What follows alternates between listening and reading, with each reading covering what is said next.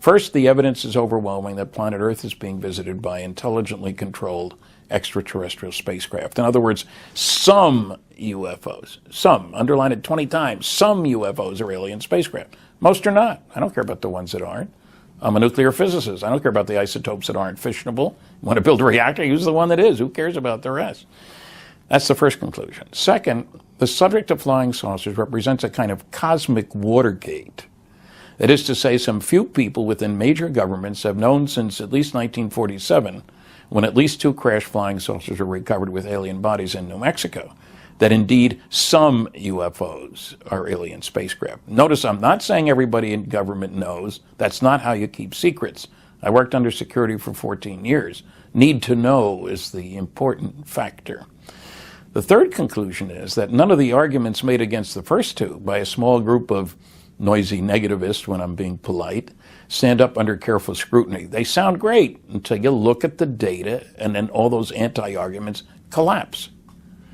And the fourth conclusion, because I'm such a shy, retiring kind of guy, is that this is the biggest story of the millennium: visits to planet Earth by alien spacecraft, successful cover-up of the best data, bodies and wreckage.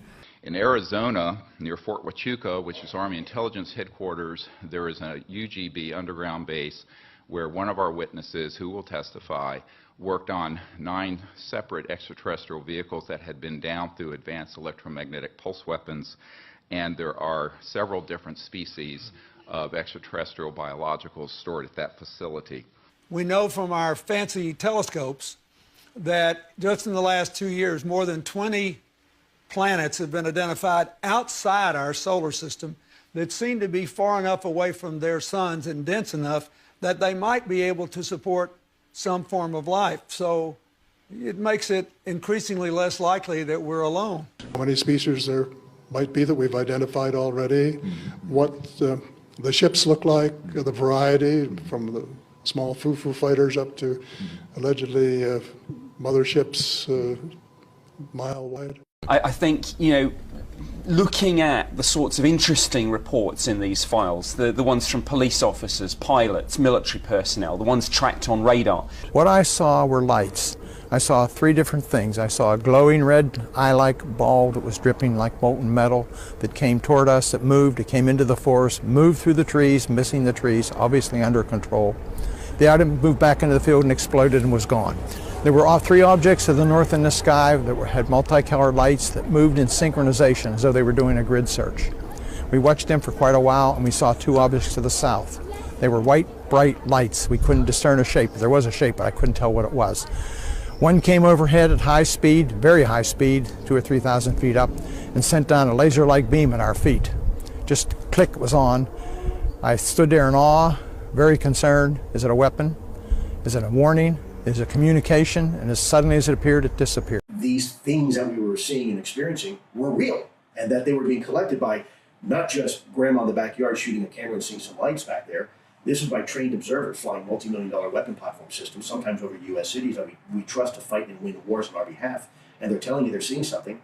They're seeing something that they don't know what it is. He said, "You want to see it, sir?" I told him, "Yeah, let's go look."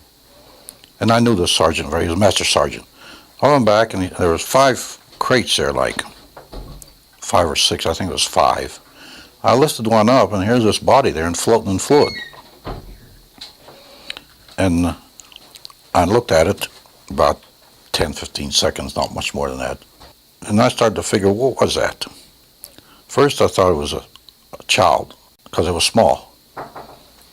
Then I looked at this head and all, right away, and this was only happened in a matter of seconds. Then I put the end back down, and the head was different, the arms were spindly, the body it was gray. So right at that moment I figured, I don't know what this thing is. So like in intelligence business, I just better put it in the back of my head here and wait till maybe in the future I get corroboration so I can evaluate what it is. And I did get one time a report that NSA was getting signals from space, which were not just space noise or or unscrambled or something you couldn't read. They were really very perfect and looked like something was guiding them. There was a real message, but we were never able to decode it. This was a very coordinated message. It wasn't space noise or jam or jumble mumble or anything like that, or just noise coming. It was a pattern. So the evaluation might come from outer space, some beings, and I got that report when I was at the White House. This is the biggest story of the millennium: visits to planet Earth by alien spacecraft, successful cover-up of the best data, bodies and wreckage. It makes it increasingly less likely that we're alone.